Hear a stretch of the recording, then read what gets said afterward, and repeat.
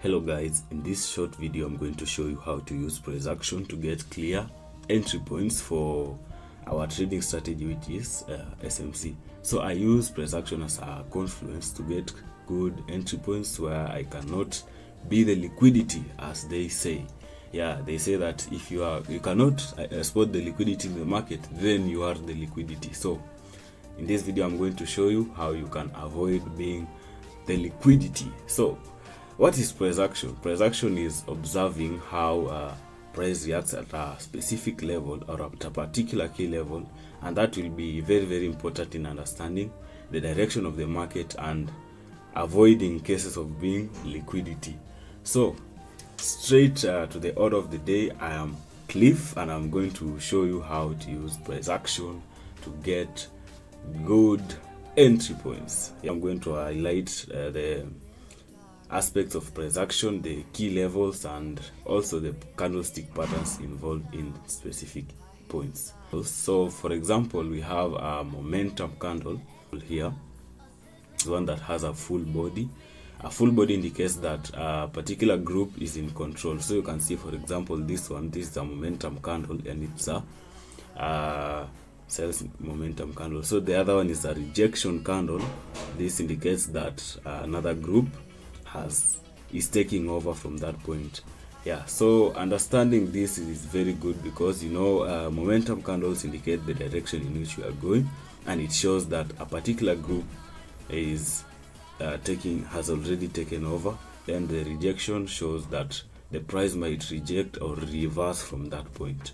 Yeah, so the next thing that you have to understand is the support and resistance levels. You have to understand where the price reacts, because a support level is where the price keeps on bouncing from after selling for some time. Then a resistance is where the price keeps rejecting from. It's like a roof. So after a price buys for some time, then it hits that roof, then it rejects. That is the resistance. So that is basically about the support and the resistance. So another thing that you may have to know about this price action, which is very, very important, and it's something that you must know. Yeah, this is the areas where you highlight this support and resistance level. You can see in this example, we have a resistance there, up there, then a support down there. So for me, what I do, because I use SMC, I'll mark that as my resistance order block and the other one as my support order block as such. And you can see that price usually reacts at that point more oftenly. Yeah, so the next thing, you have to understand the market pattern or the market structure. You have to understand the trend in which the market is going, so that you may not be wicked out and used as liquidity. So for example, this is an uptrend because you can see it has higher highs and higher lows. It indicates that the buyers are in control and the bias is bullish, as you can see. Then we have another example, which is a downtrend. For downtrend, you can see that it has lower lows and lower highs. As such, this is a downtrend, something like that. Yeah, so you can see it has the lower highs and the lower lows, and it indicates the sellers are in control. And you can see that this reacts as specific support and resistance zone. As you can see there, the price pushed up to a resistance zone, then it bounced off. This is just my example to show you an uptrend and a downtrend. So something as such. Yeah, so you can see this is a resistance zone as I marked. Then just incorporating some few skills of SMC, that is a bearish order block. So it's basically a resistance order block. That's how I can call it, but it still makes sense. Yeah, then what you have to know in this specific area is how price reacts. What is the price action?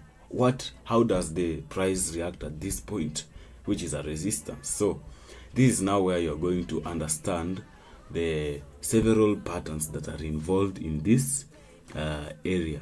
The patterns of the candles. How are the candles demonstrating how the people are thinking? What is the bias, and what are people what do they want to do at that specific point? So as you can see in that example, that is a bullish engulfing pattern. A bullish engulfing pattern is one that the bullish candle has completely covered the bearish candle. This is after a downtrend, and this happens in a support zone, a key support zone, and also we can say as a support order block.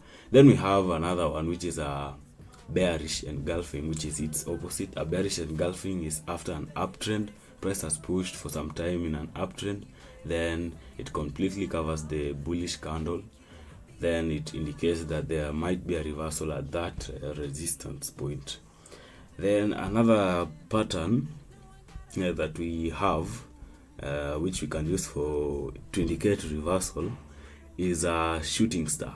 A shooting star pattern is another one which indicates that the price might be reversing, and the sellers have now taken control after the buyers pushed the price upwards in an uptrend.